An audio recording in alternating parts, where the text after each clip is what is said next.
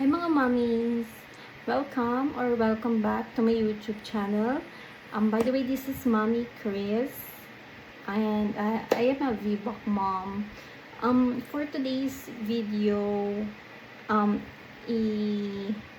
share ko sa inyo kung ano-ano yung mga signs na malapit ka ng manganak. Okay? So, if 36 weeks onwards ka na, dapat alam mo tong mga signs na ito. Okay? So, let's start.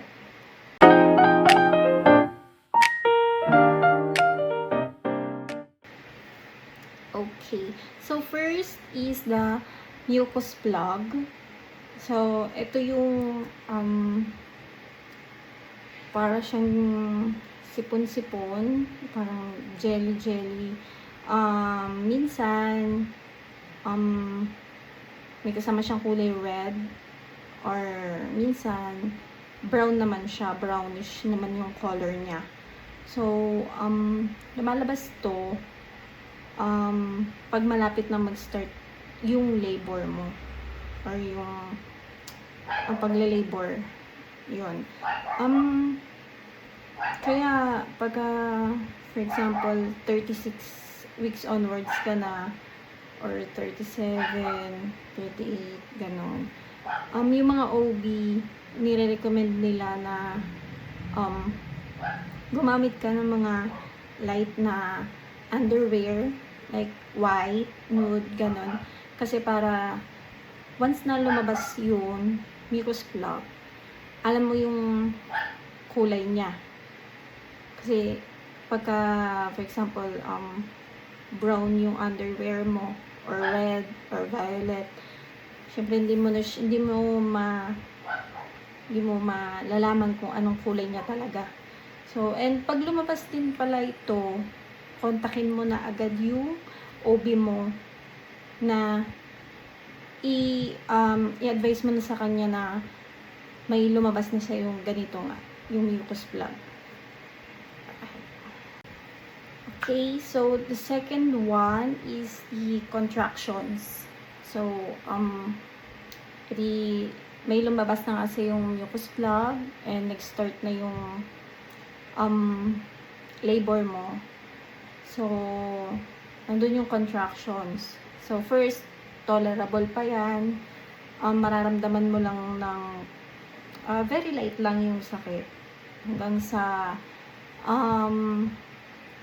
medyo masakit na talaga yung pagko-contract. So,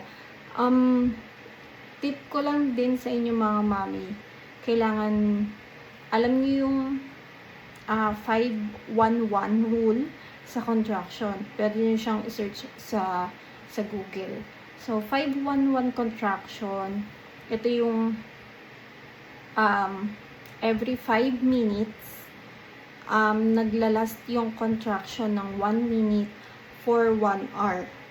So, ulit.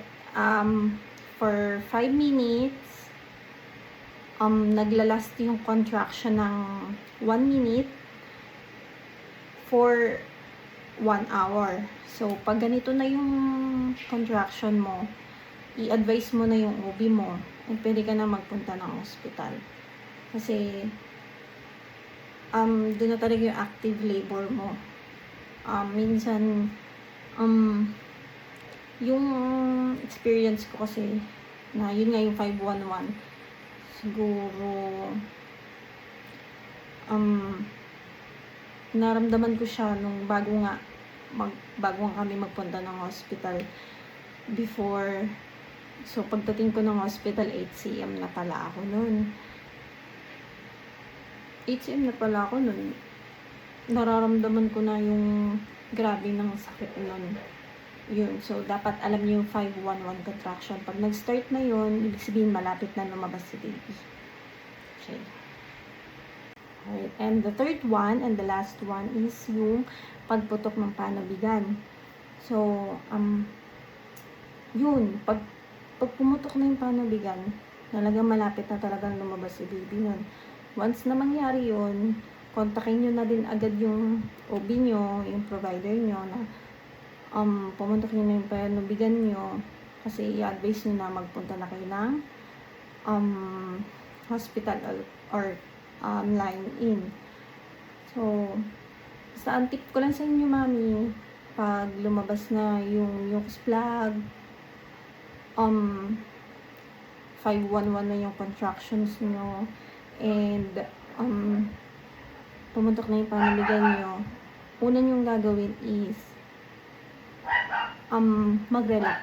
mag-relax lang, and kontakin nyo yung, huwag kayong magpapanik, kontakin nyo yung OB nyo or yung provider nyo para alam nyo yung susunod na step na gagawin.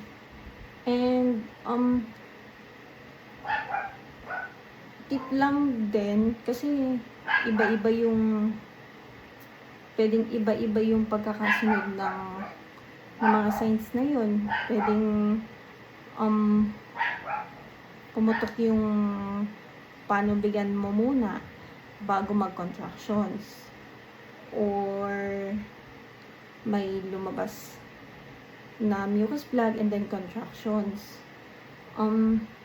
Sa akin kasi ang nangyari is short story time lang. Nung 2022 April 4 morning or mga tanghali, ganun, may lumabas sa akin na mucus plug. Then in-advise ko kaagad yung OB ko. Hindi ko siya actually alam na mucus plug na pala yun, pero naramdaman ko siya kasi, so parang mucus plug na tong lumabas sa akin. Kaya in-advise ko yung OB ko.